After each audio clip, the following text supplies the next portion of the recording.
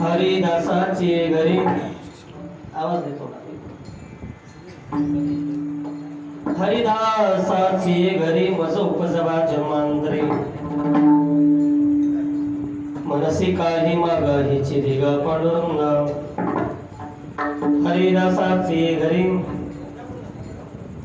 मज उपजवा जन्मांतरे मनसी काही मागाहीची दिग पांडुरंग संत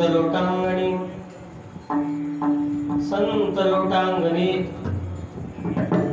जाता लाज नको म्हणे मनसी काही मागाहीची देगा पांडुरंग तुका म्हणे अंगी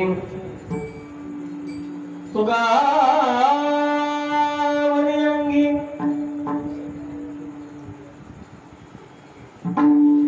शक्ती देनाचे रंगी मनसी काही मागा हिची देगा पांडुरंग नमो विठ्ठला राजया पांडुरंग नमो रुक्मिणी माहुरी ज्ञानगंगा नमो कुंडलिका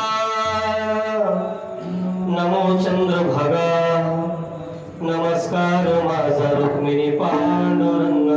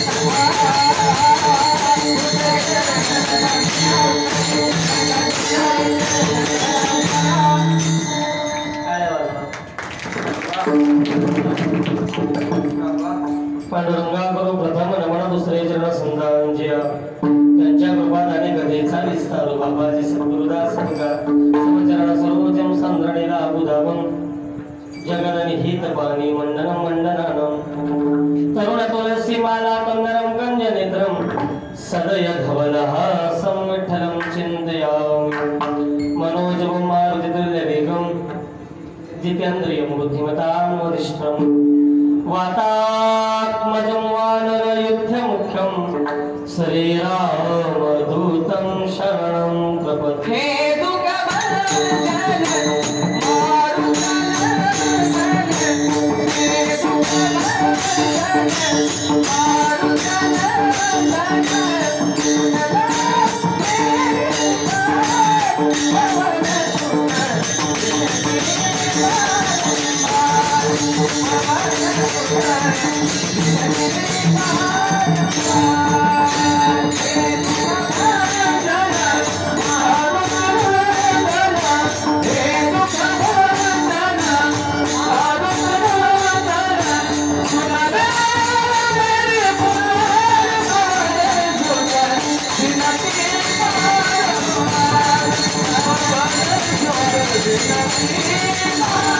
Thank you.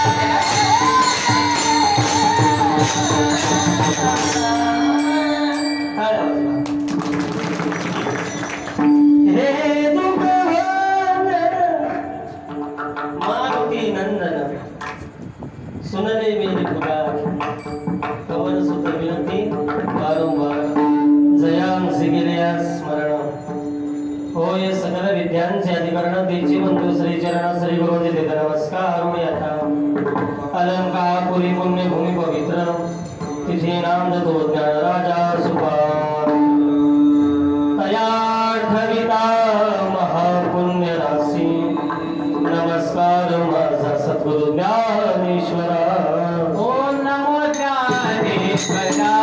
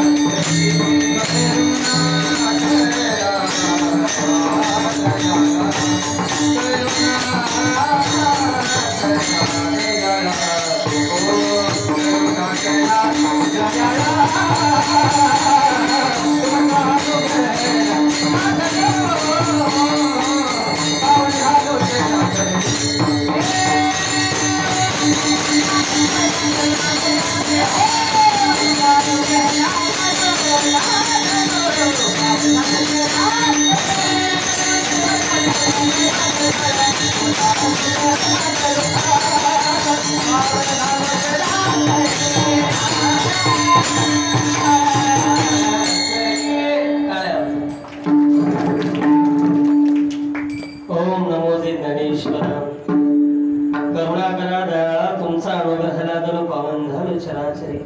नमो सद्गुरु तुकया ज्ञान दीपा नमो सद्गुरु सच्चिदानंद रूपा नमो सद्गुरु भक्त कल्याण मूर्ती नमो सद्गुरु भास्करा पूर्ण कीर्ती विठ्ठल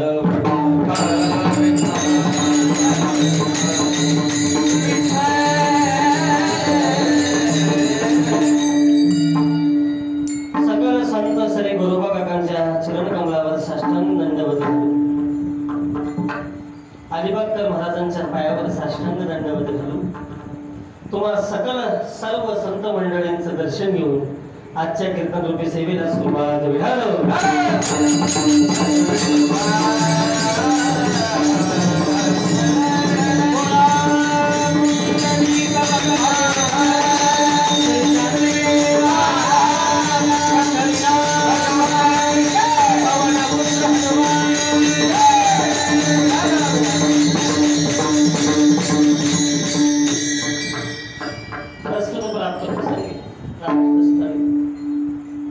श्री क्षेत्र तळवली कुंभार आणि श्री क्षेत्र तळवली ह्या गावामध्ये तुम्हा संत नागोबांच्या उपस्थितीमध्ये गेले अनेक वर्ष तुमच्या सर्वांच्या अथक परिश्रमाने आणि साधू संतांच्या कृपा आशीर्वादाने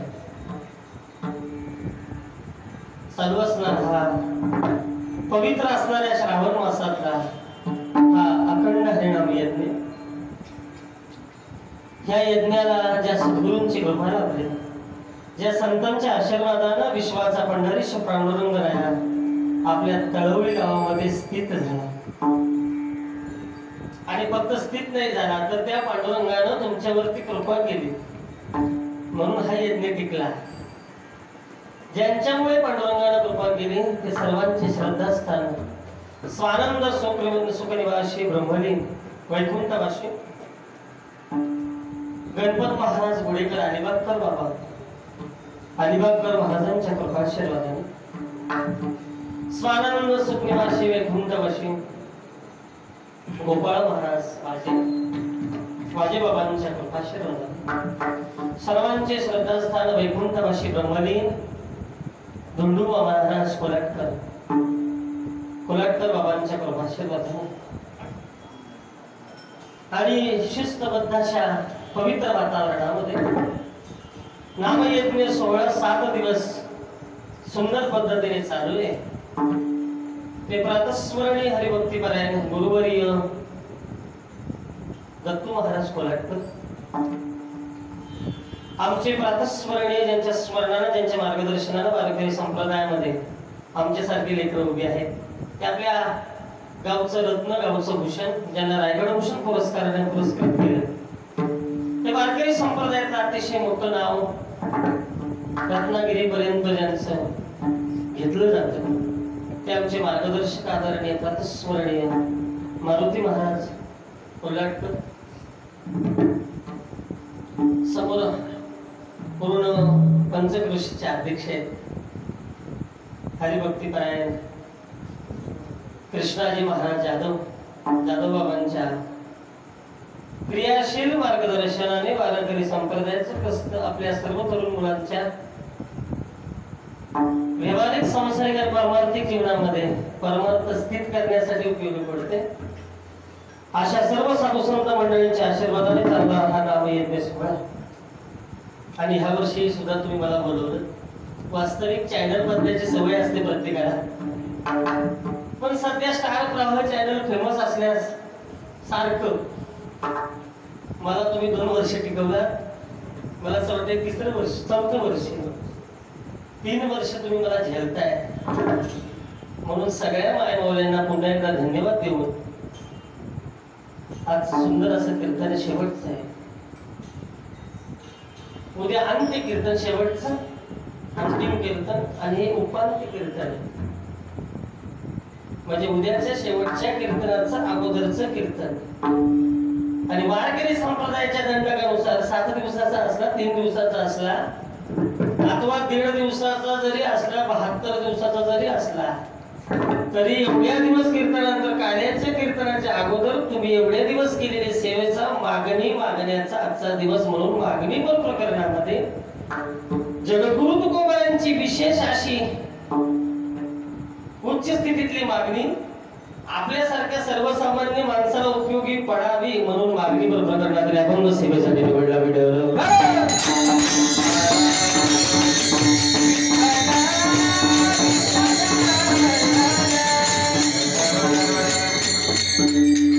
आणि म्हणून जास्त वेळ आहे म्हणजे तुम्हाला झेपेल तिथपर्यंत कीर्तन चालू सर लक्षात घ्या.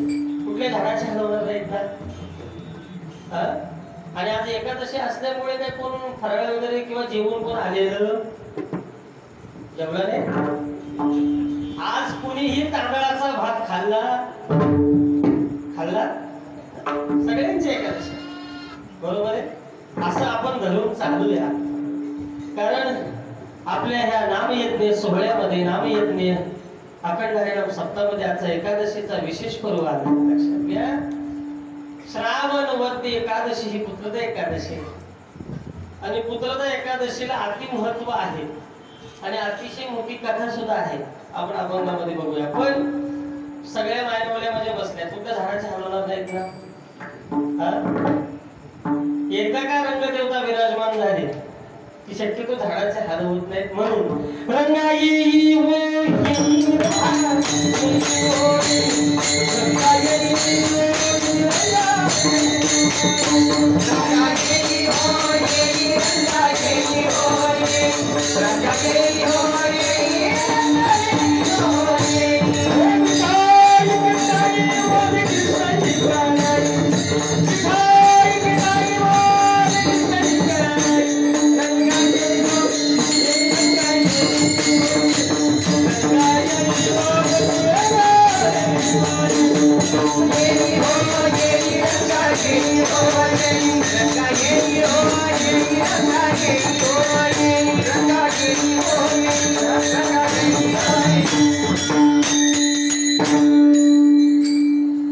कुठलंही अंग कुणाचं धरलेलं कुणाच्या अंगात वारं आलं म्हणजे सगळी झाडं कोणाकडे मला टवटवीत राहतील.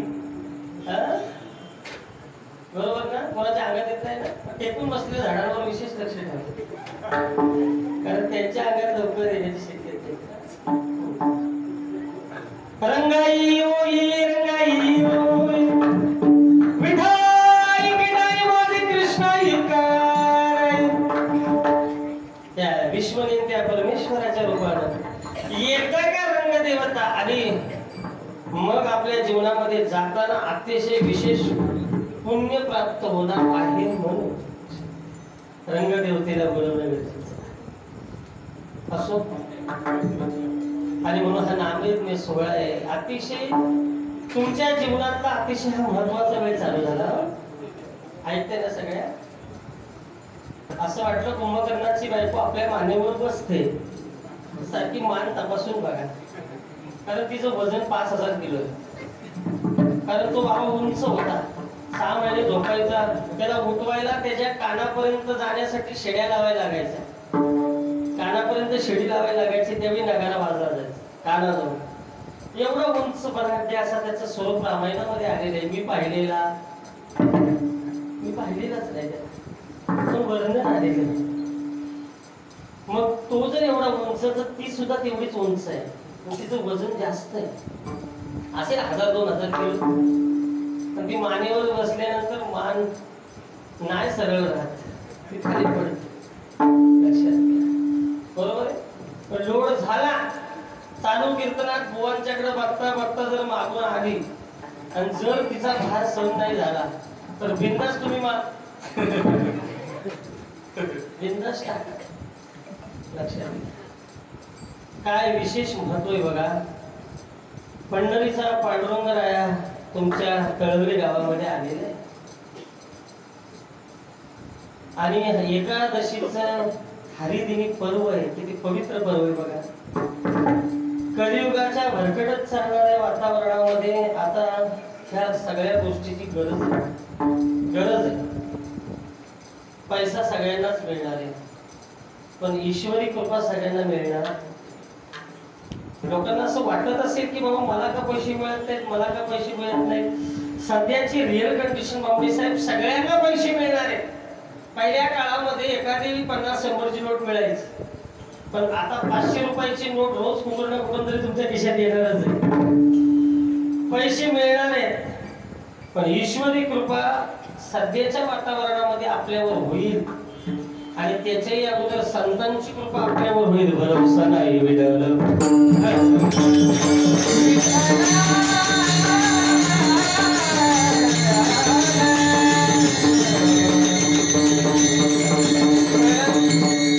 या पंढरीश पांडुरंगरायाची एकादशी आज आपण धरलेली आहे. केवढा पावन दिवस आहे बघा.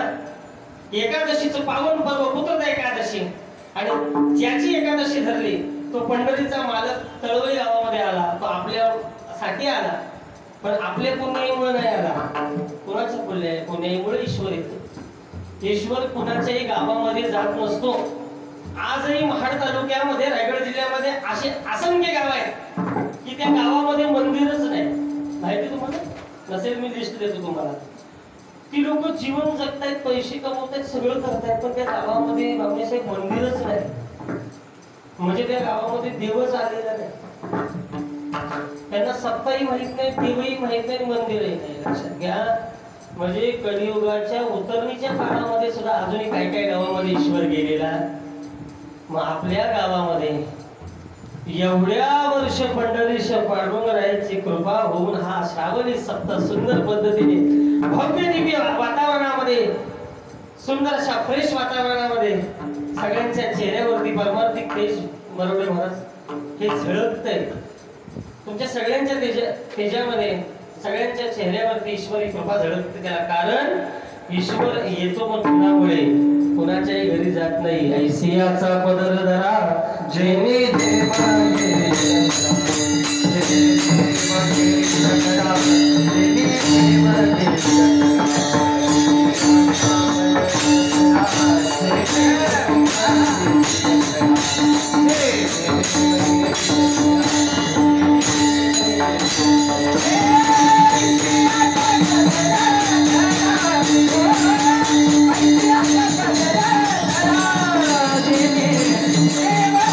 Yeah.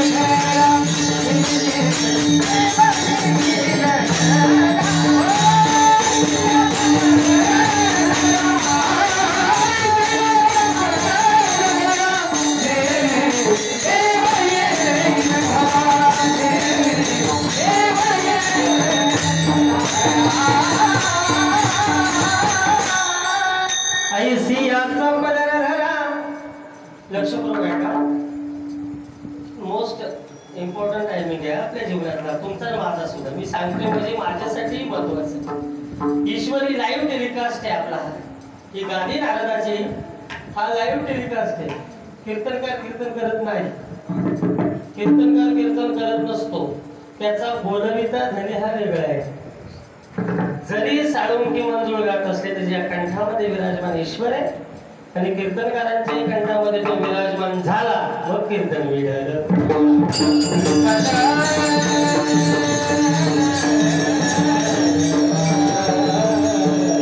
आणि म्हणून लक्षपूर्वक शब्द ऐका. अगदी आपल्या जीवनातला महत्वाचा काळ हा 7 दिवस तुम्ही 1-1 तास 1.5 तास 2-2 तास जे कीर्तन ऐकलेलं आहात ना, हेच आपल्याला संकटातून वाचवणार आहे सध्या तरी. कारण पेपर आउट बातम्या भरपूर होतात. कोणी फास लावून घेतला, कोणी विष पिलं, कोण धरणात वाहून गेला, कोण धबधब्यामध्ये वाहून गेला, बरोबर आहे. कोण कसा तरी वेगळा वागतोय, कोण विक्षिप्त झाल्यासारखा वागतोय. कोणी दिवस येईल कैसा नाही देहाचा भरोसा. पण ह्या बिघडलेल्या वातावरणामध्ये असा प्रसंग आपल्या घरात घडणार नाही. पण कधी घडणार नाही? कितीही तुमच्याकडे प्रॉपर्टी असू द्या, कितीही पैसा असू द्या, कितीही डॉक्टर सज्ज असू द्या, किती गाड्या असू द्या, त्या भयानक वातावरणामधून तुम्हाला कोण वाचवू शकणार नाही.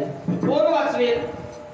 एकदा का पंढरीच्या पांडुरंगाचं नामस्मरण श्रवण केलं अथवा मुखातून ते बोलला, त्याचं वर्णन गुण केलं, तर ते नामस्मरणाची ताकद आहे की एवढ्या भयानक वातावरणामध्ये घडत असणाऱ्या घटना तुमच्या घरात घडणार नाहीत.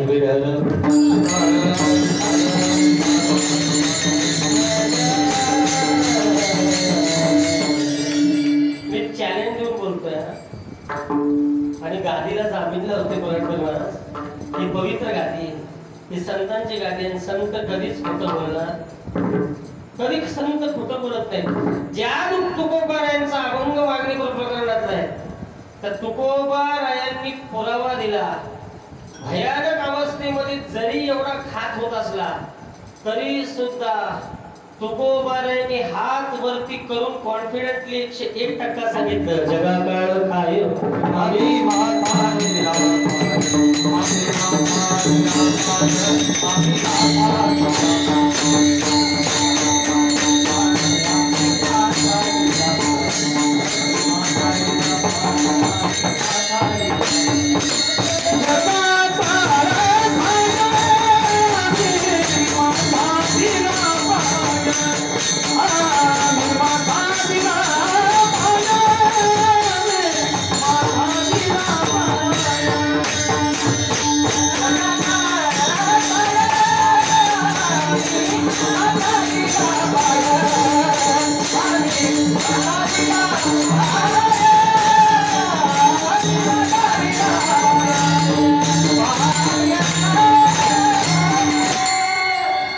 जगाकाळ काय आम्ही माता धीरा पाय.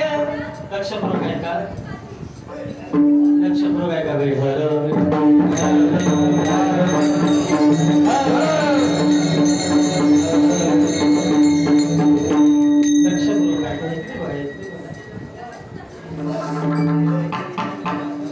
वाक्य तुकोबा राहिली. वेळ झालं.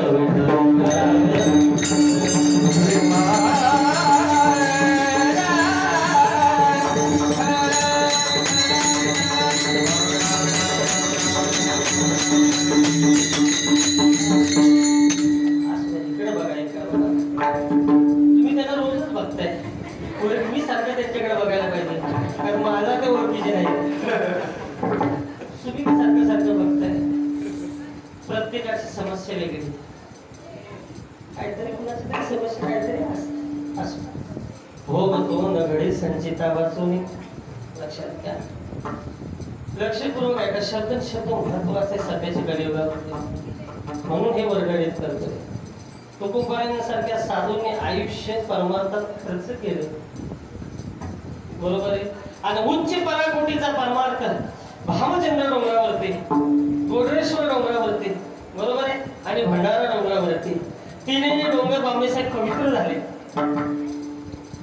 लक्षात घ्या, देवासाठी मंदिर होतं त्यात नवल नाही, संतांसाठी मंदिरं होतात त्यातही नवल नाही, पण एका डोंगरासाठी मंदिर आहे ही तुकोबारांची कृपा आहे. विठ्ठल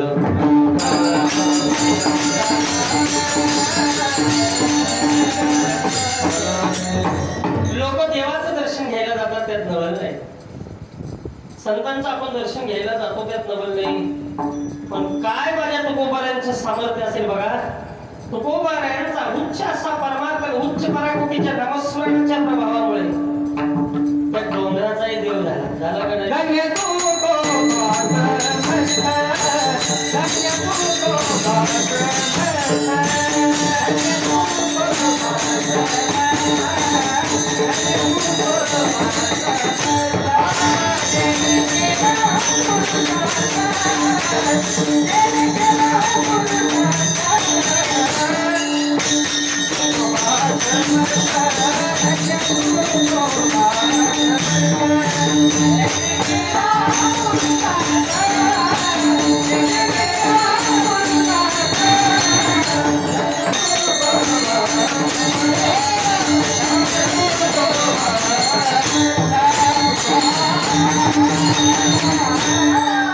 धन्य तुकोबा समर्थ जेने केला हा पुरुषार्थ. पहिला म्हणलं लक्षपूर्वक, आता हे संसारात गरजेचे म्हणून सांगते, हे सांगण्यात ह्याचा मागणीचा काही संबंध जास्त नाही, पण तुकोबारांचं सामर्थ्य मागणीसाठी सांगणं गरजेचं आहे, कारण मागणी आणि तुकोबारा हे समीकरण जुळलं नाही. सुरुवातीच्या कालखंडामध्ये जगद्गुरु तुकोबारांचं चरित्र अर्थ जर पाहायला गेला तर महिपत बुवा महाराजांच्या ग्रंथामध्ये मागणीचं समीकरण तुकोबारांचं जुळत नाही, सुरुवातीचा कालखंड. पण लक्षपूर्वक आहे का महिला मंडळ तुमच्यासाठी अति महत्वाचं. सध्याच्या ह्या रिअल वातावरणामध्ये वास्तव स्थितीमध्ये आपल्या घरामध्ये जे पेपरमध्ये वाचताना ते आपल्या घरात न घडावं असं ज्या माई माऊलीला वाटतं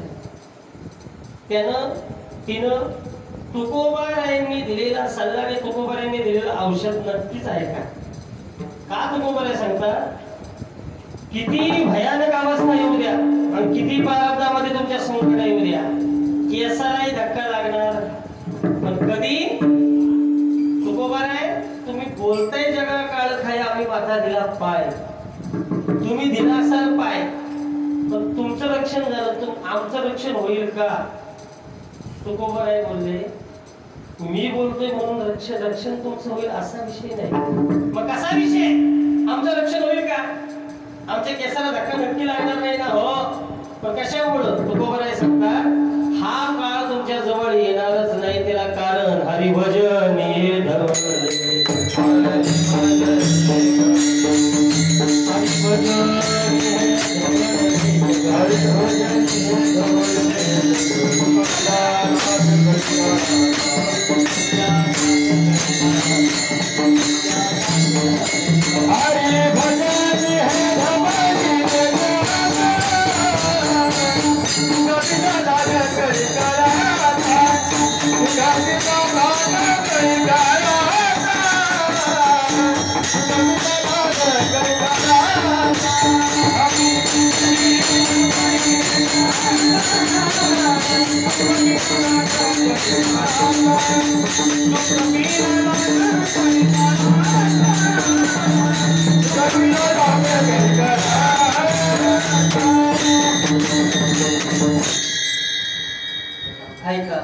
काळ्या वाजवा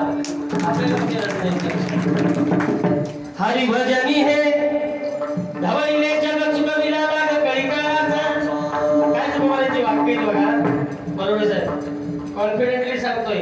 तुम्ही जर ईश्वराचं नामस्मरण केलं, एक 5 मिनिटं करा, सप्ताह संपला ना, सप्त्यात तर तुम्ही 7 दिवस केलेलंच त्यात काही मात्र संशय नाही. सगळ्यांनी आधी कोणी माऊली माय माऊली कीर्तनात झोपली, बरोबर आहे, सगळ्यांनी नामस्मरण केले, पण सप्ताह संपला की पुढच्या वर्षापर्यंत देवाकडे बघतच नाही असं इथे, बरोबर आहे. तर 12 महिन्यामध्ये 365 दिवसांमध्ये हे 7 दिवस जर मायनस केले तर उरलेले जे दिवस आहेत त्या दिवसांमध्ये तुमच्या घरच्या देवालयाच्या समोर त्या ईश्वराच्या समोर एक 5 मिनिटं नामस्मरण करा, सकाळचं रोज संध्याकाळचं. केसालाही धक्का लागणार, लक्षात घ्या. काय बोलतो ते लक्ष देऊन ऐका. नाहीतर 7:30 वाजता आई कुठे काय करते लागतेच अजून, बरोबर आहे. ती सिरियल संपली नाही का 8 वाजता लगेच प्रेमाची गोष्ट. वा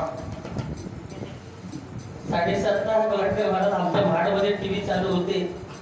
कसली उपासना आणि कसलं नामस्मरण. कारण इकडं मेथीची भाजी करपली तरी ती मायमाऊली उठली, कारण तिला माहितीये प्रेमाची गोष्ट समाप्त होते नाही तर सायलेन्सची सिरियल लागते. ठरलं तर लक्षात येते ना.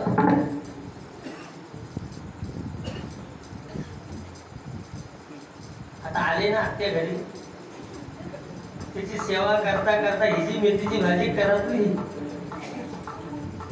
बरोबर. कारण 9 वाजता सिरियल लागते. कुठली सांगा, कुठली 9 वाजता सिरियल लागते? माहित नाही तुम्हाला? नाही, चांगली गोष्ट आहे, कारण त्या सिरियल बघत नाही तुम्ही.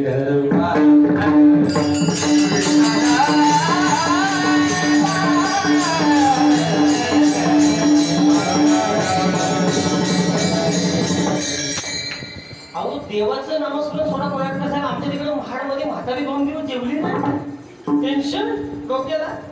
म्हणजे कसलं टेन्शन घेतलं नसतं घरात.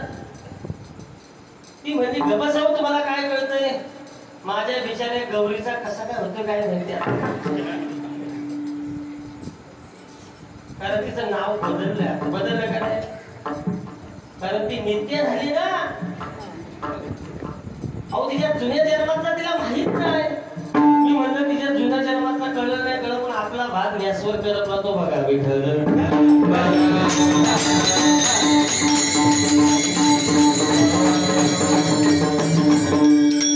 मनोरंजनाचे कार्यक्रम 10:30-11 वाजेपर्यंत चालू भेटते तुम्हाला, पण वाचवण्याची शक्ती जर बघायची असेल, घरामधलं वातावरण पवित्र करायचं असेल, घरातल्या वातावरणामध्ये ईश्वरी शक्तीचा आविर्भाव जागृत करायचा असेल आणि घरामध्ये आलेली निगेटिव्ह एनर्जेटिक पॉवर दरवाजातून बाहेर घालवायची असेल आणि ईश्वरी शक्तीची ह्या वातावरणामध्ये हवेमध्ये असणारी पॉझिटिव्ह एनर्जेटिक पॉवर, मी बोलतोय म्हणून नाही, विठेवरती जी उभी ही अतिशय प्रचंड मोठी शक्ती, ती सगळी शक्ती आपल्या घरात जर आली तर आपला संसार होणार.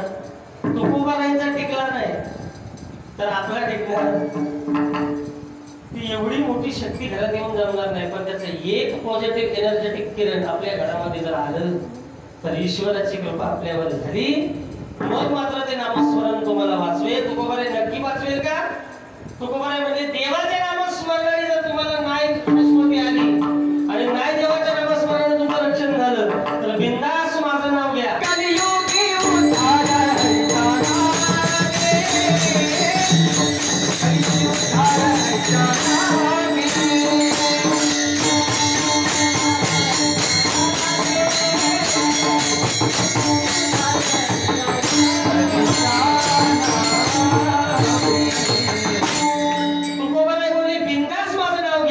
तुकाराम नाव घेता कापियव, लक्षात घ्या. आणि म्हणून ज्या संतांच्या नामस्मरणाने जीवनामध्ये आमूलाग्र बदल होणार आहे, लक्षात घ्या. तरुण मुलांसाठी सांगतो, तुम्ही किती पक्षी खेळा, बिनधास्त खेळा. आता जास्त ट्रेडिंगच चाललंय आमच्या महाडमध्ये, ट्रेडिंगचा जमाना जास्त आहे. फक्त महाडमध्ये आमच्याकडे 213 नाही, बाकी काय विषयच नसतो अजिबात. पण मला सांगा, तरुण मुलांनी सुद्धा परमेश्वराचं नामस्मरण करा, त्याच्याशी बोला. तुमची जी ठरवलेली गोष्ट मनात आहे ती मिळाल्याशिवाय राहणार.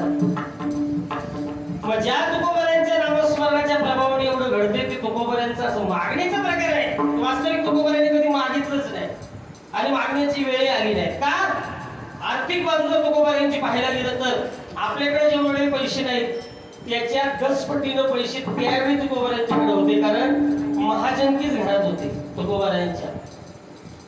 आणि व्यावहारिक भाषेत बोलायचं म्हटलं तर 80 लाखाची प्रॉपर्टी 16व्या शतकात तुकाराम महाराजांची.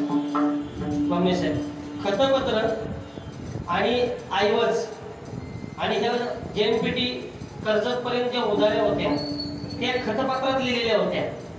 आणि अशा खतपत्रांच्या 7 बैलगाड्या भरल्या असं वर्णन आलं.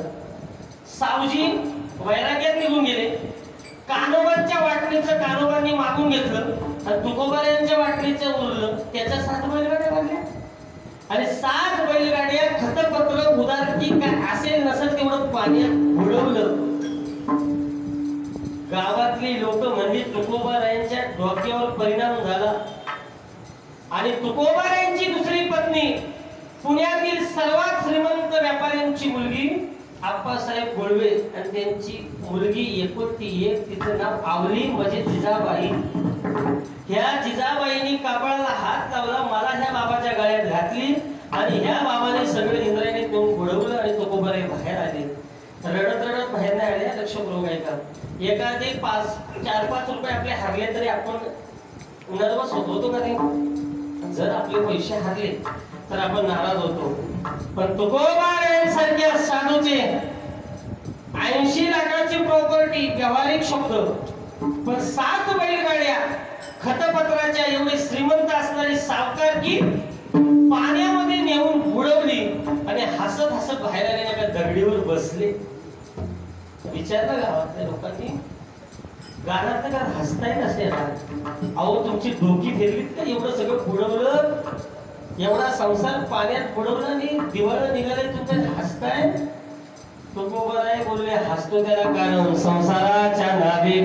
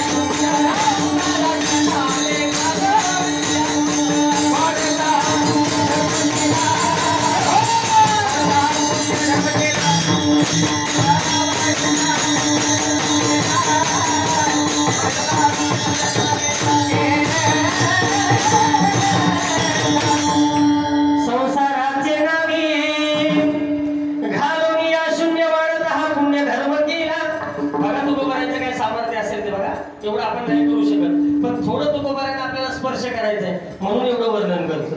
मग 80 लाखाची प्रॉपर्टी बुडवली आणि सालो मालो सहित मंबाजी बुवांना असं वाटलं आता आपल्या दारामध्ये भीक मागायला येईल. आणि एक दिवशी मंबाजी बुवा बोलले, आता बरे तुला भीक मागायची दिवाळी लागतील, ढोळे लागतील आणि भीक मागशील. तुकोबाराय बोलले, भीक आयुष्यात नाही मागितली. 7 पिढ्याचा परमार्थ घरामध्ये झाला आणि एवढी महाजनकी झाली, पण एवढा परमार्थ करत असताना तुम्ही बोलताय तसं मी भीक मागेल आणि संसारासाठी हात बसरीजीने धिगत्या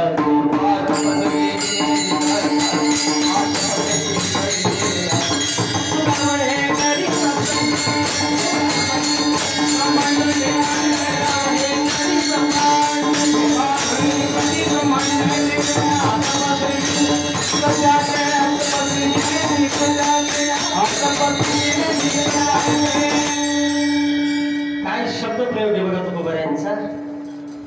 सुंदर प्रमाण दिलं. तुका म्हणे कधी ब्रह्मांड ठेवणे हात पसरायची त्यांची. मला सांगा पहिला मंडळ, आपण जर त्या जागी असतो तर मागितलं असतं, पण तुकोबारायांनी मागितलं नाही. अहो लोकांना वाटलं तुकोबाराय आमच्याकडे येतील मागायला. विरोधक होते, दुश्मन. तुकोबारायांचे सुद्धा गावात काही कमी दुश्मन नव्हते. आपल्याला असं वाटतं हा गावातला आमका माणूस मला घडतच नाही, काय करू मी, गावात राहू का नको, जगू का नको, एवढी माणसं वैतागतात. आणि तुकोबारायांसारख्या साधूंना विरोधक होते.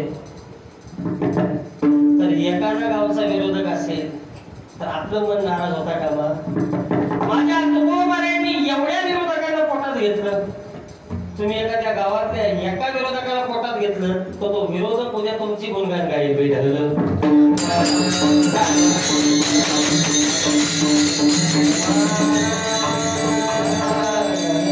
शेवटी लोकांनी लक्ष देऊन पाहिलं. अंबाजी बुवान सेठ चालू मालव असतील सगळे, रामेश्वर शास्त्री सेठ, परमात्मा तुकोबारायांचा चालू एका पिढीचा नाही 7 पिढ्यांचा.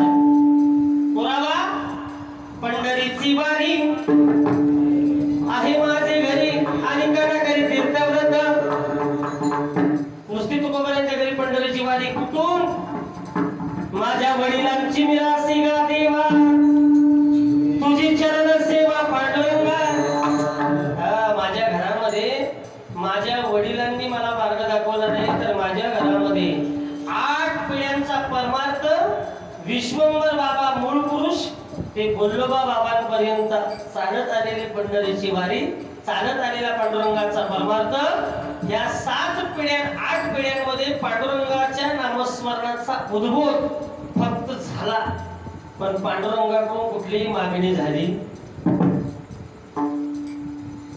आणि पांडुरंगरायाने विचार केला 8 पिढ्यांचं नामस्मरणाचं तेज, नामस्मरणाचं ऋण, वारीचं ऋण एवढं माझ्या डोक्यावर झालंय की आता तुकोबारायांनी जर मागितलं नाही तर ह्या कुटुंबाच्या ऋणातून मला मुक्त होता येणार. अहो विश्वाच्या मालकाच्या कपाळावरती ऋण. कशाचं गरज आहे? ऐकताय ना? आमदार नाही, खासदार नाही, राष्ट्रपती नाही, सभापती नाही, पंतप्रधान नाही, कोण?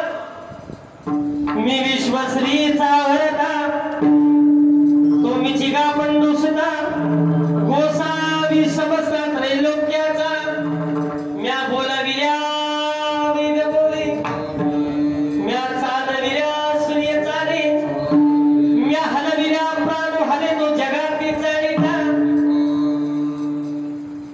महिला मंडळ तुमच्यासाठी झाडाचं पान सुद्धा कशाने हलतं? पटकन उत्तर द्या. जागे आहेत ना सगळ्या? छान नाहीत ना? मी बोलतो ते समजतंय ना? काय इंग्लिश मध्ये बोलावं लागेल? बरं मी इंग्लिश मध्ये बोलत नाही ना, मराठीच बोलतोय. आता मला उत्तर द्या. झाडाचं पान वाऱ्याने हलतं का त्याच्या सत्तेने हलतं? पटकन द्या उत्तर, पटकन उत्तर द्या.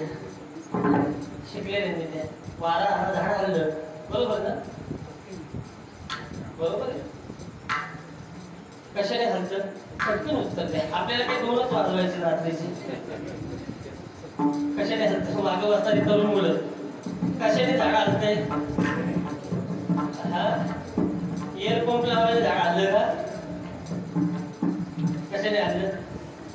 काय वाक्य बघा मला मी ते संतांचं काय संतांचं मला मी उत्तर आहे बघा. कशामुळे हलतंय? झाड हलतंय कशाने?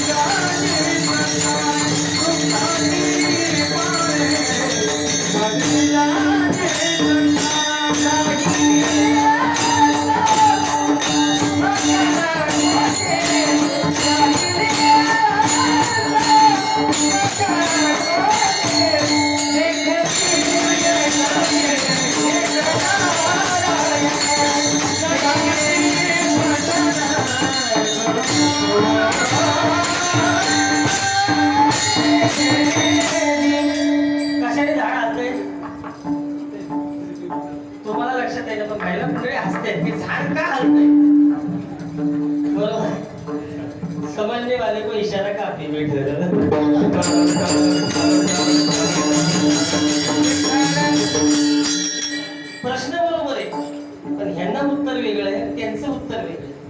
प्रश्न मी तोच केला, झाड का हलतंय? महाराजांना माहिती आहे झाड ईश्वरी सत्तेनं हलतंय, बरोबर आहे. अर्ध्यांना वाटते ती वाऱ्याने हलतंय, पण ह्याच्या मध्ये बसल्यात त्यांना कळलं की झाड का हलतंय. मी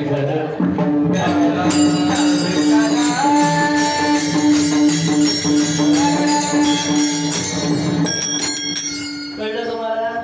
तेरे भी चुप मेरे भी चुप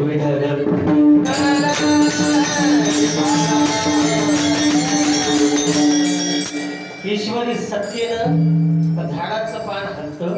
असा सत्ता कर्तुम अकर्तुम अन्यथा कर्तुम असणारा ईश्वर, आणि त्या ईश्वरानं एक दिवशी आषाढी एकादशीची एकादशी झाली आणि माघवारीला तुकोबारायांनी मंदिरात प्रवेश केला आणि पंढरीच्या पांडुरंगरायाला विठेवरनं उडी घातली आणि तुकोबारायांनी ईश्वराचं दर्शन घेऊन झालं. तुकोबारायांचे हात ईश्वरानं पकडले, एकदम तुकोबाराय दचकले, देवा आज तुम्ही विठेवरनं उतरलात नाही, माझे हात का धरताय? देव म्हणले, तुकोबाराय 8 पिढीचा परमार्थ तुमच्या घरात झाला. विश्वंभर बाबांपासून ते गोलोबा बाबांपर्यंत एकही रुपयाची, एकही कुठल्या विषयाची न कुठल्या ऐहिक सुखाची मागणी तुमच्या घरातून झाली. पण आता एवढं भक्तीचं ऋण माझ्यावरती झालंय की माझी अशी इच्छा आहे, तुकोबाराय तुम्ही काहीतरी मागा आणि मला या भक्तीच्या ऋणातून थोडंसं रिक करा. तुकोबाराय देवाच्या समोर सुद्धा कडाडले. काय कडाडले असतील परत तुम्हाला? तुकोबारायांनी सांगितलं, देवा तू जरी मागा म्हणत असलास तरी काही मागणे अमानुचित वडिलांचे रीत जाणत असे. तू जरी कितीतरी वेळा बोललास ना मागा, तरी माझ्या वडिलांनी सांगितलंय, माझ्या वडिलांची रीत आहे 8 पिढीच्या परमार्थाची रीत आहे की काही मागायचं आणि मला कशाची गरज आहे. शेवटी तुकोबाराय निघून गेले. देव विचारात पडले. पुन्हा आषाढी एकादशी, कार्तिकी एकादशी, पुन्हा तुकोबाराय आले, दर्शन घेत आहेत. आता देवाने विचार केला की तुकोबारायांना मागायलाच लावायचं आणि पुन्हा देवानं होडी घालून तुकोबारायांना विनंती, काहीतरी मागा, काहीतरी मागा. तरी सुद्धा तुकोबाराय मागायला तयार नाही, कारण समीकरणच मागणीचं जुळत नाही. कारण 80 लाखाची प्रॉपर्टी पांडुरंगा मी तुझ्या भक्तीसाठी इंद्रायणी मध्ये नेऊन बुडवली. 80 लाखाची भक्ती तेवढी बुडवली, आता वेगळं कशाला मागू काय? तरी सुद्धा ईश्वरानं विनंती केली. तुकोबाराय नाही नाही म्हणतायत. अर्धा 1 तास गेला आणि देवानं चेहरा पाडला. कुणाचा चेहरा पडला?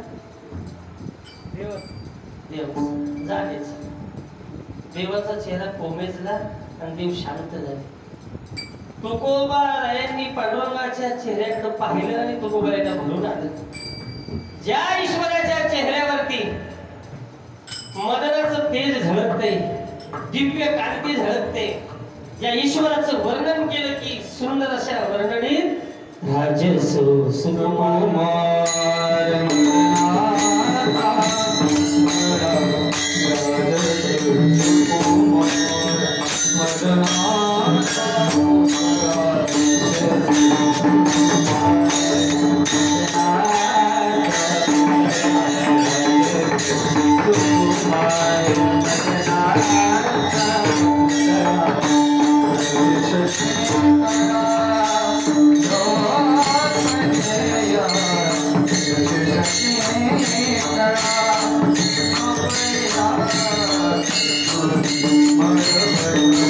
Thank you.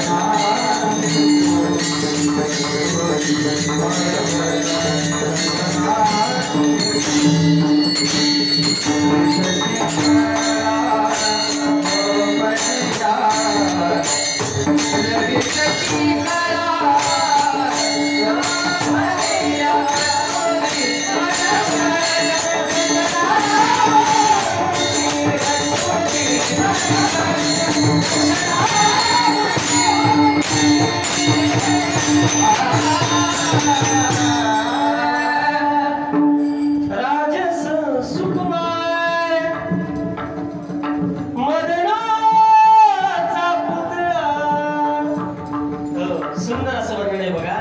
आणि ज्या पांडुरंगाच्या कांतीवरती दिव्य तेज झळकते, पांडुरंग कांती दिव्य तेज झळकते, अशा दिव्य स्वरूप असणाऱ्या ईश्वरानं चेहरा पाडला.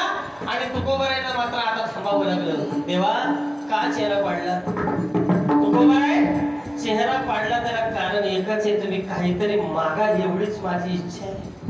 आणि देवानं अतिशय हट्ट केला म्हणून देवा तसं तर मला काय नकोच, जेवढं होतं तेवढं इंद्रायणी घातलंच.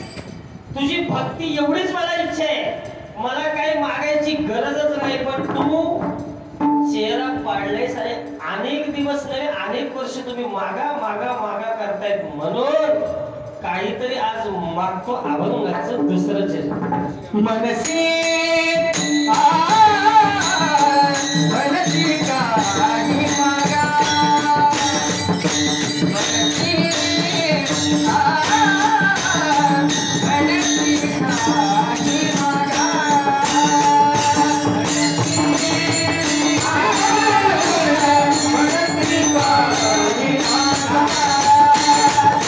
मनसी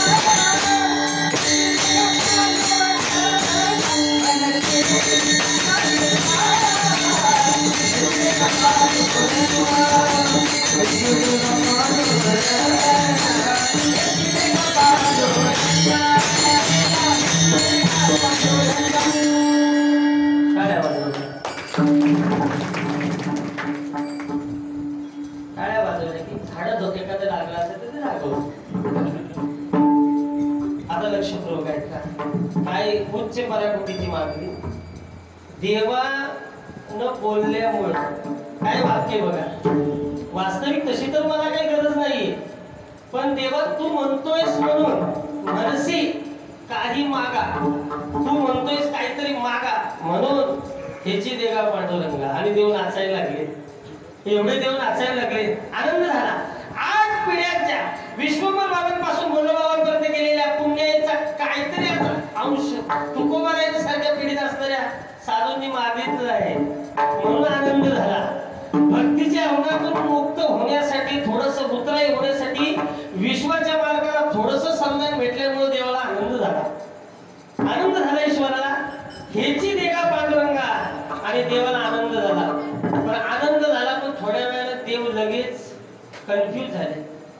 शिकलेल्यांच्या लक्षात येईल, कन्फ्यूज झाले म्हणजे समजेनच काय तुकोबारायांनी मागितलंच काय समजलं.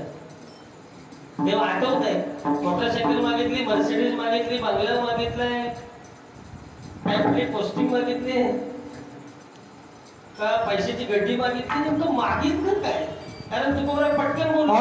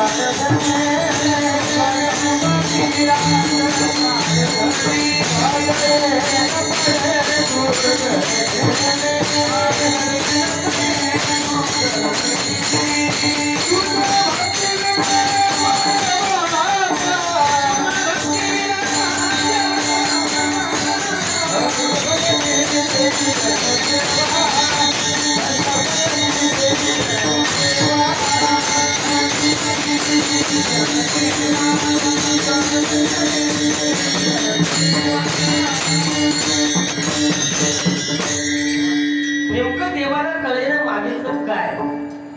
गावा आला मग मी प्रमाण मागणी लक्षपूर्वक आहे का. नेमकं देव म्हणतोय काय मागितलं. माझ्याकडे तुम्हाला माहिती का तुम्हाला काय काय.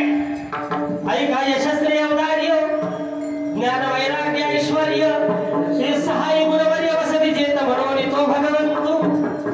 माझ्याकडे 6 गुण आहेत.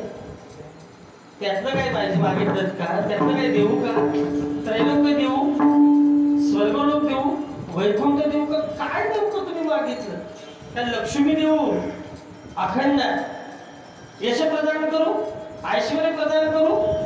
काय नेमकं तुम्हाला पाहिजे. तुम्ही काय मागितलं तेच मला कळलं नाही. तुम्हाला नीट तुमची मागणी सांगा. मग देवाला हसून तू बोलायला लागले. देवा तू मागा म्हटलास म्हणून माझ्या चित्तामध्ये माझ्या मनामध्ये अखंड एकच ध्येय, एकच वासना आणि एकच आशा आहे. काय तुम्हाला मागायचे काय चित्तामध्ये. त्या चित्तामध्ये असणाऱ्या वासनेला म्हणा, चित्तामध्ये असणाऱ्या इच्छेला म्हणा किंवा चित्तामध्ये असणाऱ्या ध्येयाला म्हणा. तुकोबारांनी ते ध्येय, ते चित्त, ती वासना, ती आशा मागितली. त्याचं स्वरूप काय देवाने विचारलं. नेमकं काय त्याचंच उत्तर अभंगाचं बघायचं.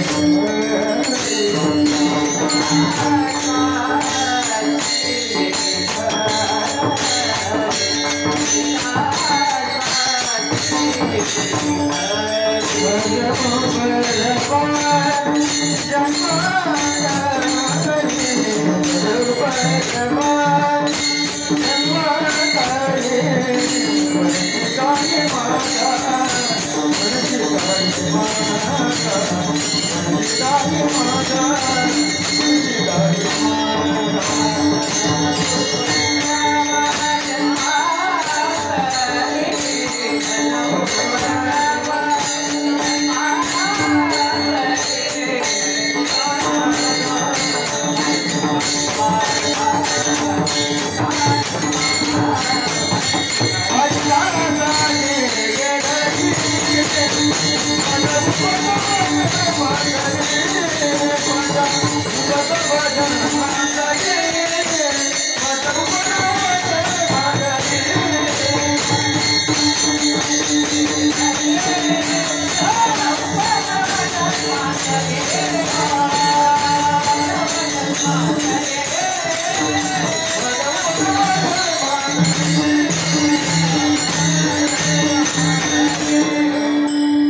हरिदासाची घरी एक नंबरचं प्रमाण लक्षपूर्वक ऐका आणि ते मार्मिक. एकतर तुकोबरायांसारख्या साधूंनी मागणी केली. मागणारे सामान्य नाही आणि देणाराही सामान्य नाही. देणारा विश्वाचा मानक आहे, त्याच्याकडे काहीच कमी नाही. बरोबर आहे. मागणारे असे की ते काही मागतच नाही तरी मागितले. बरोबर. म्हणजे मागणारा योग्य देणारा योग्य आहे. पण मागत असताना केलेली मागणी मागणाऱ्या सत्ताधीश पांडुरंगाकडे पांडुरंगरायाने ऐकली आणि गालातल्या गालात पांडुरंगराय हसले. तुकोबाराय काय मागितलं तुम्ही? हरिदासाची घरी माझं उपसभा जन्मांतर. हरिदासांच्या घरी तुम्हाला जन्म घ्यावा असं वाटते? माझ्याकडे ऐश्वर्य आहे, माझ्याकडे यश आहे, माझ्याकडे वैराग्य आहे, माझ्याकडे वैकुंठ आहे, माझ्याकडे त्रैलोक्य आहे, स्वर्ग सुख देईल, एवढं सगळं तुम्ही टाकलं आणि हरिदासांच्या घरी जन्माला घाला. काय एवढं हरिदासाच्या घरात आहे? तुकोबाराय बोलले हरिदासाच्या घरात 12व्या शतकापासून जर सुरुवात केली ना तर हरिदासांच्या घरात जे आहे ते जगाच्या पाठीवर उभे ते अंगणी वैष्णवांना, उभे ते अंगणी वैष्णवांना,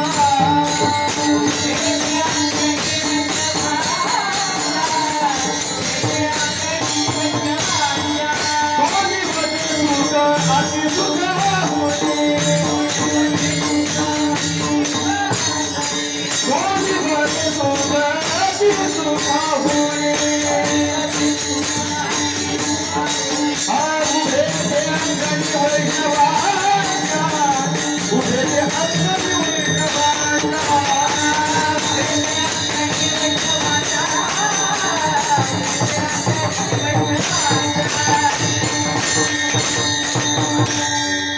सुंदर बाबा, टाळ्या वाजवा. असं सुख वैष्णवांच्या दारात उभं आहे. पण हरिदासाच्या घरी जे सुख, हरिदासांच्या घरी जो आमूलाग्र बदल, हरिदासांच्या घरी जी क्रांती घडली, जी घडते ती इतर कोणाच्याच घरात घडली नाही. हा 12व्या शतकापासून तुकोबारायांना पुरावा माहित आहे. आता लक्षपूर्वक आहे, धावतं सांगतो तुम्हाला, काही किचकट नाही. 12व्या शतकामध्ये लहानशी चिमुकली सामान्य मंगळवेढ्यामध्ये एका गावामध्ये सामान्य घरात जन्माला आली आणि लहान असताना पंढरीची वारी करतानाच आई वडील सोडून गेले. कुठल्याही पद्धतीचं विशेष महत्व नाही, कुठल्याही उच्च कुळात जन्म नाही, सामान्य कुळात जन्म, सामान्य जीवन, जिला आई वडिलांचाही आधार राहिला नाही अशी मुलगी. पंढरीच्या पांडुरंगरायानं नामदेवरायांचं स्वतः जाऊन सांगितलं की अशी अशी मुलगी मंदिरात कोपऱ्यात बसते, तिला करंगळी धरा आणि घेऊन घरी जा. आता नाव सांग. जो उभा असतो, उभा कोणी राहत नाही, जो उभा राहतो त्याला विशेष महत्व असतं. बरोबर का नाही? सगळेच उभे राहतात का? उभा राहणाऱ्यालाच विशेष महत्व, कारण त्याला तिकीट भेटलेलं असतं.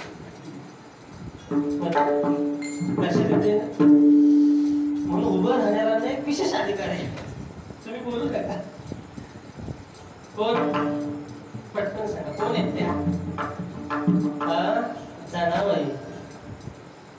मंगळवेढ्यात सामान्य घर आहे, धावतच पॉइंटेड सांगतो. आणि नामदेवरायांच्या घरात आली.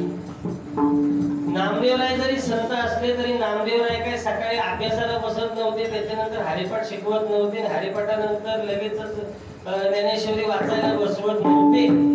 आणि ज्ञानेश्वरीचं पारायण झालं की एखादं प्रवचन लगेच आलेल्या स्टुडंटला, आलेल्या घरातल्या माणसाला प्रवचन ऐकवत नव्हते. संध्याकाळी लगेचच हरिपाठात लगेच सकाळी काकडा नव्हता. होतं का असं काय? काहीच नाही. ज्या नामदेवराय महाराजांच्या संगतीमध्ये घरामध्ये जनाबाईनं पाऊल ठेवलं आणि घरातलं वातावरण बघितलं आणि नामदेव यांच्या घरातलं वातावरण स्पष्ट झालं का नाही? काय वातावरण? गोनाई राजाई दोघी सासू सुना दामा नामा जरा बापले का 2 आणि 2 4 पुढंच उभी होती. त्यांच्या माग अजून 4 जण उभे होते. जरा त्यांना पण पाहिलं. नाराविका गोंदा बहता ही 4 पुत्र जन्मले पवित्र त्यांचे वंशी. नारा, विटा, गोंदा आणि महादा. बरोबर? गोविंदा, नारायण, विठोबा आणि महादेव म्हणजे नारा, विटा, गोंदा, महादा. आणि 4घांच्या बायकाही दिसल्या. काय त्या बायकांची नाव? पिंकी, राणी, स्वीटी वगैरे नाही. आणि आता तर नावं एवढी विचित्र झाली की जानू आणि पिल्लू या 2 नावाशिवाय नावच नाही. मारायला म्हणतो जानू आणि पिल्लू बोलून अर्धा बॅलन्स घालवला. लक्षात. पण नाव किती गोंडस आहेत बघा परमार्थी. गोडाई लाडाई साई सागराई 4 सुना पाही नामयाच्या. किती माणसं झाली? 8. 8 मी भागलं नाही. जनाबाई बघते अजून माणसं घरात किती येतील. लिंबाई तिले की आऊबाई बहिणी. लिंबाई नावाची लेक आणि आऊबाई नावाची बहीण नामदेव यांच्या घरात होती. किती माणसं झाली? किती? 8 14 झाली ना पूर्वी. 8 कशी काय? काहीतरी झाडं लागलेली दिसतात. मोजली नाही तुम्ही? 2 राजाई दामा नामा किती झाली? नारा बेटा गोंदा महादा किती? 8. ये लोडाई गोडाई यसाई साखरा किती? अजून बघतात किती काय बाहेर बोललं पण काय कळलंच नाही ग. जशी जशी रात होती तसं माझा डोका चाललं ना. बाया आता किती ग माणसं सांगू? किती माणसं बाबले साहेब? 12 माणसं झाली. आणि नंतर लिंबाई आणि आऊबाई. नसेल पटत 14 माणसे आहेत माझे.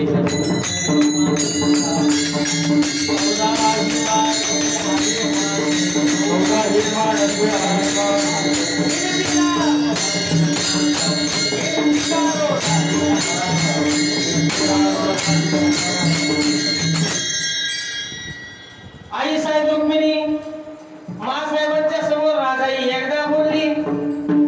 14 माणसं आहेत माझ्या घरी आणि हेंडती दारोदारी अंगासाठी. ज्यावेळी कंप्लेंट करत होती नामदेव यांची त्यावेळी चा विषय. आऊ रखुमाबाई विठोबाशी सांगा भ्रतारासे काका वेडे केले. इथून कंप्लेंट चालू झाली.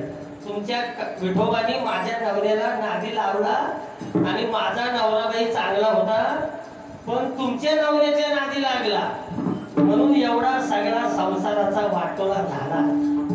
असं एकदा आई साहेबांना राजाई बोलली आणि संध्याकाळी रुक्मिणी माता बोलली त्या नावाच्या नादी तुम्ही लागल ना तर मी द्वारकेहून रुसून हित आले पण हितून रुसून कुठं जाईल ना ती आयुष्य सापडायची.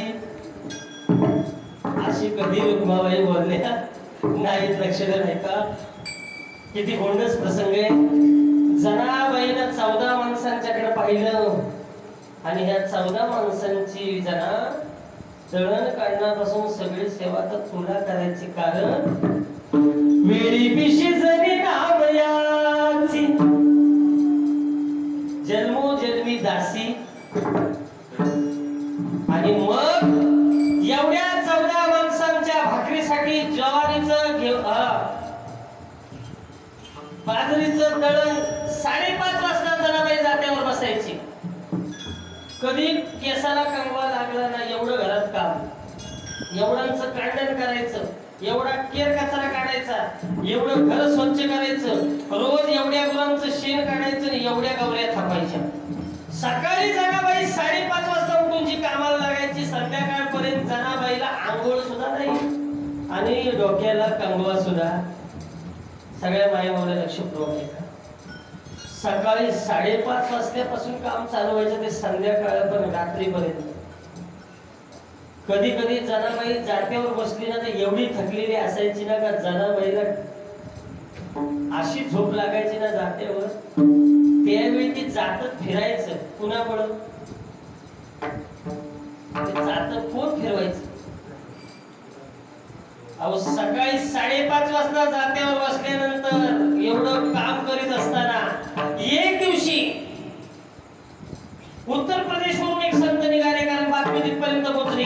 महाराष्ट्रामध्ये पंढरपुरात एका संतांच्या घरात एक संत अशी राहते की ती एवढ्या उच्च स्थितीला गेली की तिला लोक संत म्हणायला लागले. पराकोटीचा परमार्थ आहे. कोण एवढी संत आहे? जी महिला आहे की जी सगळ्यांना ठणकावून सांगते, मनगटावरील तेल घाला तुम्ही, भरल्या बाजारी जाईल मी, डोईचा पदर आला खांद्यावरील. एवढा खांद्यावर पदर घेऊन तर परमार्थ करणारी कोण आहे? उत्तर प्रदेश मध्ये बातमी गेली आणि एक उत्तर प्रदेशचे संत निघाले, महाराष्ट्रात पंढरपुरात आले. काय त्या संतांचं नाव सांगतो तुम्हाला.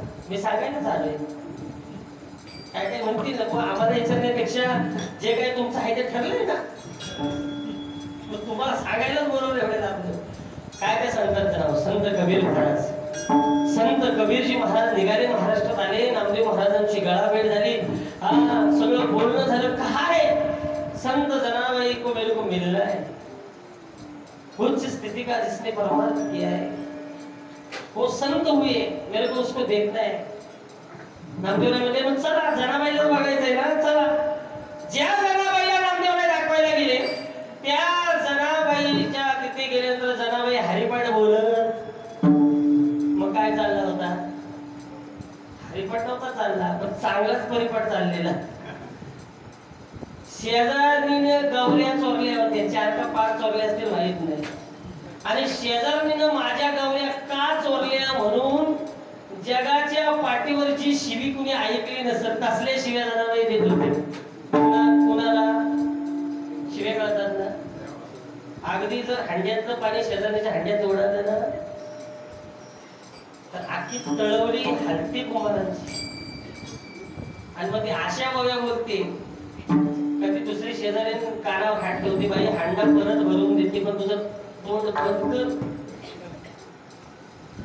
अशा शिव्या द्यायला लागली जनाबाई शेजाऱ्याला, शेजाऱ्यात तिला शिव्या द्यायला लागली. दोघींच्या शिव्या अशा ऐकल्या आणि कबीर महाराज मनातल्या मनात विचार करतायत, उत्तर प्रदेश वरून एवढा पैसा खर्च करून मी आलोय. पैसा नसता खर्च केला तर चालत आले होते. कबीर महाराज बोलले, एवढ्या लांबून चालत आलो ह्या संतांचं दर्शन घ्यायला आणि संत एवढी शिव्या देऊन म्हणते. शिव्या देणारे संत नसतात. हे नक्कीच माझा काही गैरसमज झालाय का माझी फिरी फुकट गेली काय माहिती. मनातल्या मनात कन्फ्युज झाले.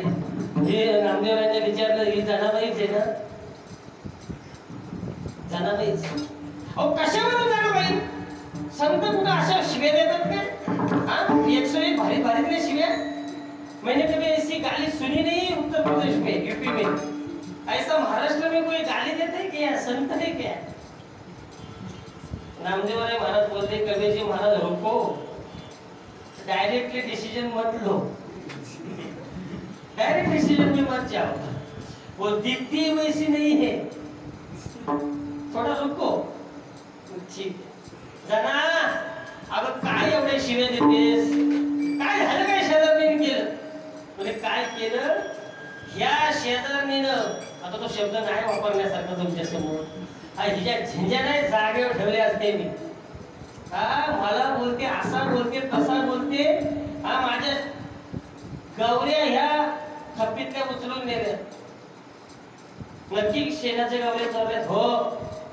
कसं काय परीक्षण करणार? कबीरजी महाराजांना बोलवलं, आई इधर अभी आप ही डिसिजन लो, ये न्याय आप करो. काय नाही करायचं? जनाबाईने सांगितलं, कबीर महाराज हिनं गौऱ्या चोरल्या ते कसं सिद्ध होईल माहिती? माझी जेवढी गौरी तेवढी गौरी भजन करत असेल विठ्ठल विठ्ठल. आश्चर्यचकित झाले। अरे ये निर्जीव, ये गोबर की शेणी कैसे बोल सकती है विठ्ठल विठ्ठल? नामदेवराय म्हणले परीक्षण तुम्हीच करा, कानाला तर लावा। पहिली गौरी उचलली, कानाला लावली, आवाज नाही, बाजूला टाक। दुसरी उचलली, कानाला लावली, आवाज नाही, कबीर महाराज कन्फ्यूज झाले। तिसरी गौरी उचलली आणि कबीर महाराजांनी कानाला लावली आणि कानाला लावल्याबरोबर विठ्ठल विठ्ठल विठ्ठल विठ्ठल विठ्ठल विठ्ठल विठ्ठल विठ्ठल गौरीतून आवाज यायला लागला आणि कबीर महाराजांच्या पायाला घाम फुटला, घामाघूम झाले, स्पंदन वाढली आणि नामदेवरांच्याकडे बघितलं आणि डोळ्यातून आसू आले। जनाबाईच्या पायावर साष्टांग दंडवत घातलं। ज्या ती शेणाची गौरी बोलते त्या ती जनाबाई दिसते तशी नाही, सामान्य संत नाही, उच्च पराभूती नाही। बरोबर आहे, हा प्रसंग आहे। आता लक्षात ठेवा। एक दिवशी 5:30 वाजता जनाबाई जात्यावर बसली आणि जात्यावर बसल्यानंतर जाता दळत असताना एकच हाक मारली। कोणाला? ये रे बा विठ्ठला, ओव्या गाऊ कौतुके तू ये रे बा विठ्ठला, जीव शिव दोन्ही खुंटे ग प्रपंचाचे नेते ग, लावून पाची मोठे गे तू ये रे बा विठ्ठला, सासू आणि सासरा बिरतो तिसरा, ओव्या गाऊ भरताना तू ये रे बा विठ्ठला। आणि हा आवाज पंढरपुरातल्या विठेवर उभे असणाऱ्या माझ्या मालकांच्या हृदयापर्यंत गेला आणि विश्वाच्या मालकाने कोण मला बोलवतंय म्हणून ध्यान लावून बघितलं, जनाबाई स्मरणात दिसली। विश्व मालकानं विठेवरून उडी घातली आणि जनाबाईच्या घरी आली। दळण कांडण केलं, सगळ्यांना कथा माहिती। जात फिरवलं, कांडण केलं, कचरा काढला, पण एक दिवशी भानगड अशी झाली, जाता जाता अंगावरचा शेणा नवरत्नांचा हार देव गडबडीत विसरले। का? दळण दळता दळता दळता दळता दळता 5:15 झाले आणि इकडं काकड आरतीची लोक काकडा बिकडा घेऊन सगळी, आणि काकड आरतीच्या लोकांनी मंदिरात देवाला हाक कशी मारली असेल? उडा जागे वारे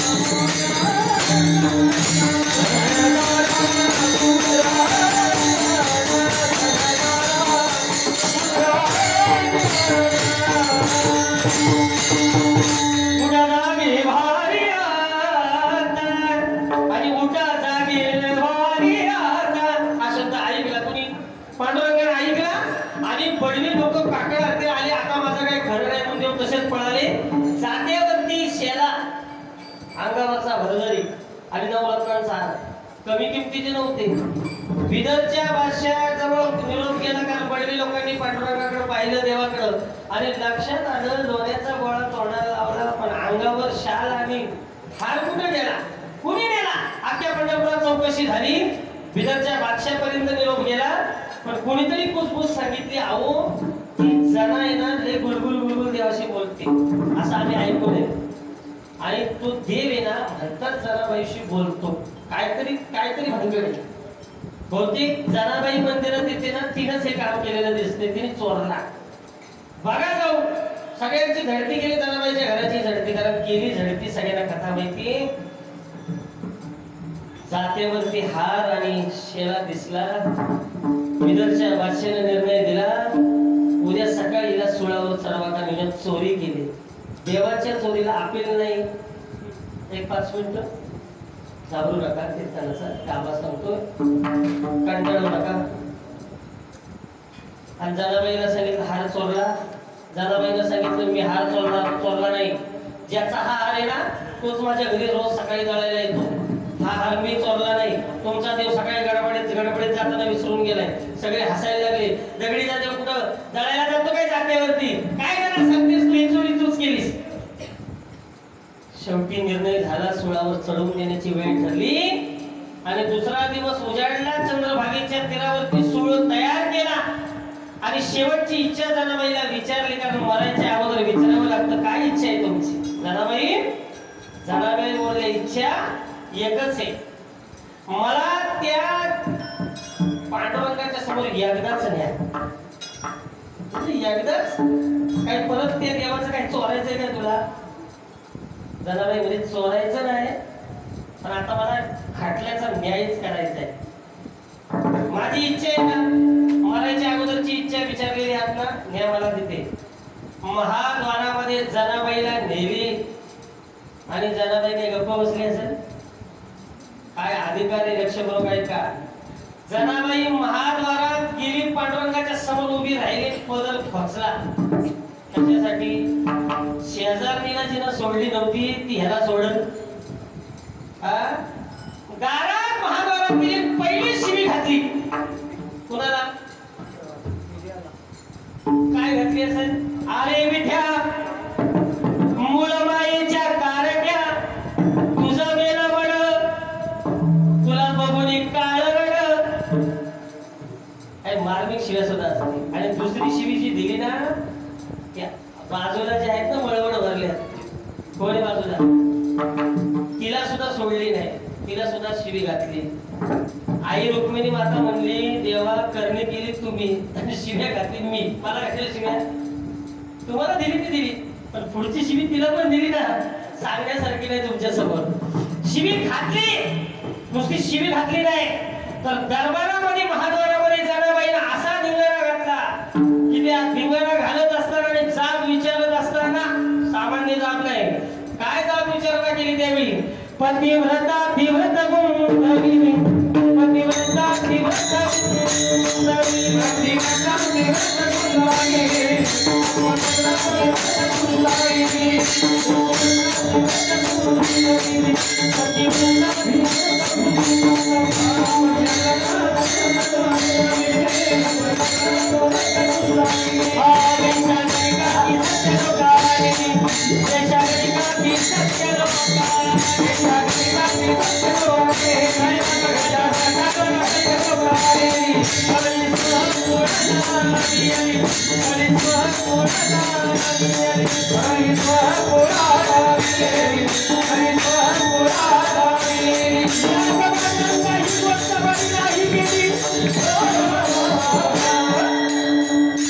सामान्य भाड नव्हता तो.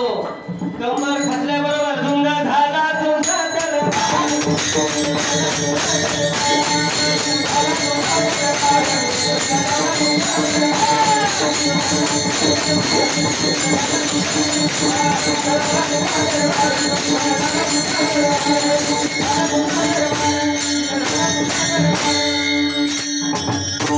पतिव्रता तीव्रता गुंतविली, वेश्यागरिका ती सत्य लोकाला नेली. काय केलंस तू? नाटकेस, तू खोटं बोलतोस, तुझं काय छळ मला माहित नाही. पुण्यवंत पाताळ लोकी नेला, दरिद्र तो भाग्यवंत केला, कीर्तिवानाचा अपमान केला. तुझं काय कमी खेळ नाही मला माहिती.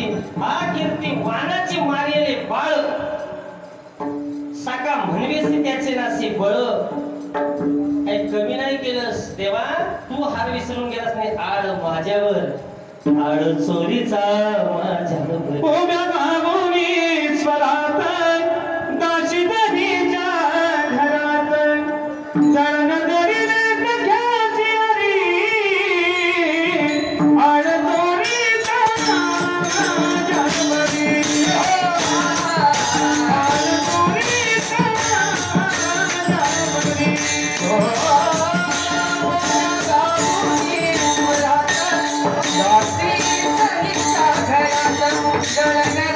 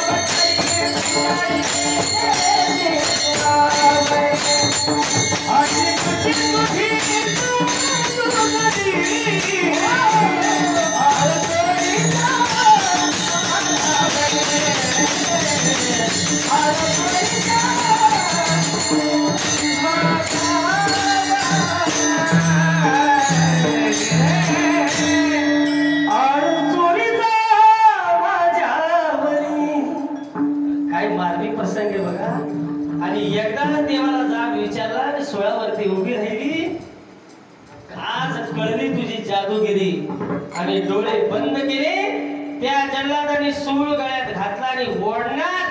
पंढरपुरातली सगळी लोक बघतायत आणि जनाबाईचा प्राण जाणार. तेवढ्यात बघितलं तो सूळ जो दोरखंड होता त्याचा गुलाबाचा हार झाला आणि जनाबाई सारख्या संतांच्या गळ्यात पडल्याबरोबर बिदरच्या बादशाहाने ज्याने निर्णय दिला त्याने लांबून बघितलं आणि बिदरचा त्यावेळेचा बादशाह धावत आला आणि जिच्या सोळावर देण्याचा निर्णय बादशाहाने केला होता त्या जनाबाईच्या पायावर दंडवत घातलं. सगळ्यांना चरित्र माहिती आता मला लक्ष देऊन सांगा. सामान्य घरातून आली होती आणि ज्याच्या घरात आली त्याच्या घरात 5:30 वाजल्यापासून ते रात्रीच्या 12 वाजेपर्यंत काम करत होती. मग तरी सुद्धा ईश्वराने एवढी कृपा केली आणि ईश्वर दळणकांडण करायला आला. देवानं सोळाचा हार केला. कुणाच्या घरात आल्यामुळं तुम्ही उत्तर दिलं त्या अभंगाचा न्याय पूर्ण झाला. कुणाच्या घरात आल्यामुळं कोण होते ते? त्यांच्या घरात आल्यामुळे एवढा चमत्कार एवढा क्रांतीपूर्वक बदल.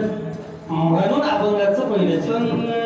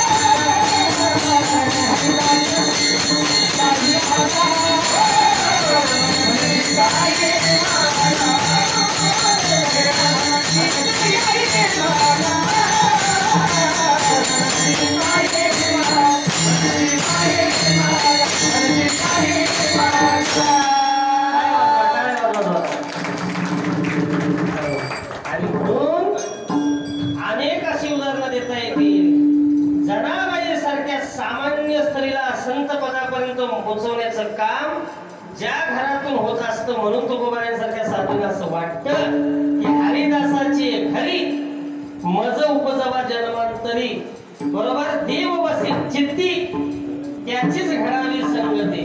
बरोबर आहे. कारण अनुपम्य असं सुख त्या घरामध्ये भेटतं. कारण अनुपम्य सुख संतांची पायी लोळेन चरणी खाईल उच्चिष्ट लोळेन चरणी वैष्णवांची नाणी होईल विठ्ठल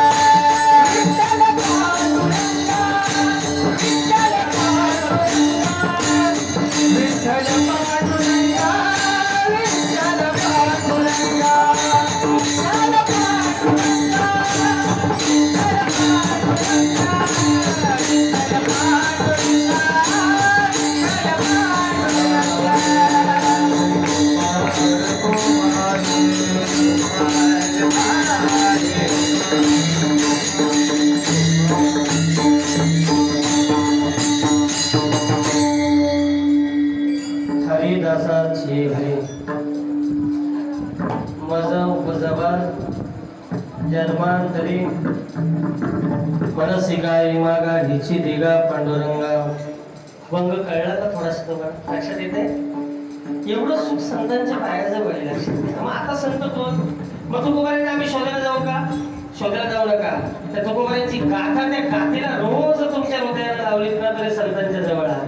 अलिबागकर महाराजांचा फोटो रोज तुमच्या हृदयाला लावला किंवा रोज त्या पायावर साष्टांग दंडवत घातलं. कोल्हाटकर महाराज असतील, वाजी महाराज असतील, दंडवत घातलं तरी संत जवळ आहे. नवे नवे नाही दंडवत घातलं तरी चालेल, त्या संतांच्या थोडस संगतीत जा. कोल्हाटकर महाराज आहे, संगतीत जा. एकदा का त्यांच्या घरात प्रवेश केला, त्यांच्या चरणांचं दर्शन घेतलं, मग काय संतांच्या घरामध्ये जाण्याचा चरणाचा एवढा फायदा आहे. हो, वासनेचे बीज जळून जाईल, वासनेचे बीज जळून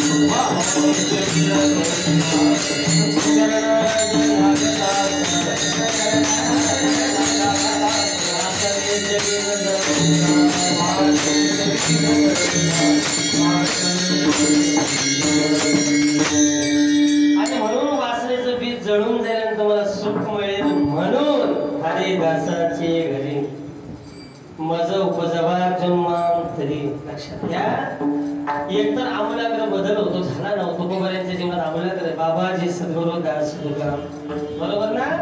नामदेवराय आणि ज्ञानोबारांची भेट झाली आणि संतांची भेट झाल्याबरोबर जो आयुष्यभर जेवणारा, बोलणारा, खाणारा, पिणारा दिसणारा जो देव होता, तो खाता पिताना दिसत नव्हता. तो नामदेव ज्ञानोबा यांच्या संगतीत आल्यानंतर सुखाची राशी देवाची दिसायला लागली. कुणाला? नामदेवरायांना. कारण संगत ज्ञानोबारायांची. लक्षात घ्या, 1400 वर्ष ज्यांना परमार्थ कळला नाही, तो परमार्थ या संतांच्या जवळ आल्यानंतर सांग देव म्हणे आधी जन्मालो, गुरुपुत्र झालो मुक्ताईचा. असे असंख्य 12व्या शतकापासून ते 16व्या शतकापर्यंत अनेक उदाहरणं तुकोबारांच्या मला असं वाटते समोर असतील की हरिदासाच्या घरामध्ये जन्माला आल्यानंतर ईश्वराची प्राप्ती होती, शिवाची कृपा जीवावर होते. होते का नाही?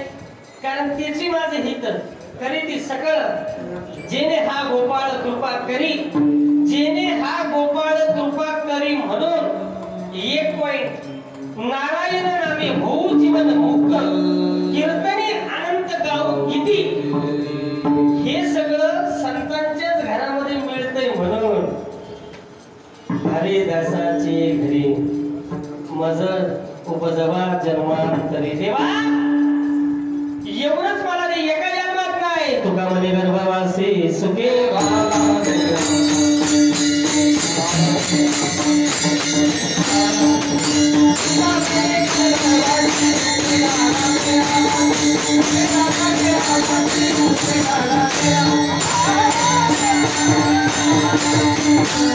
तुका म्हणे गर्भवासी सुखे घालावे अंबासी.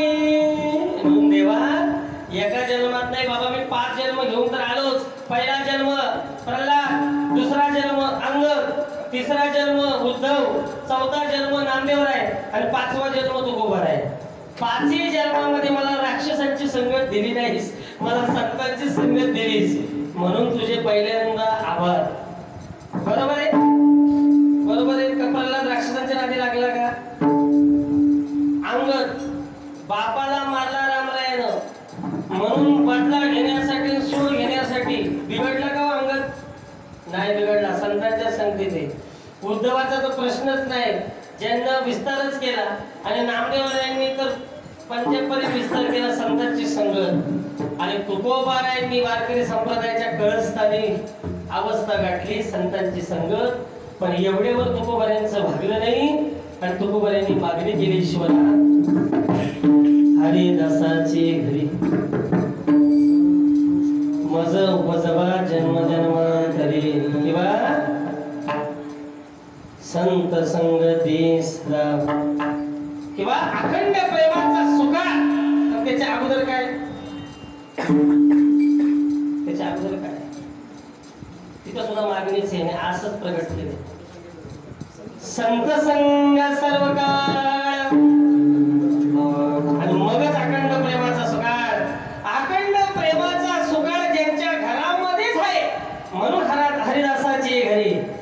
मज उपदवा जन्मजन्मांतरी ज्ञानेश्वर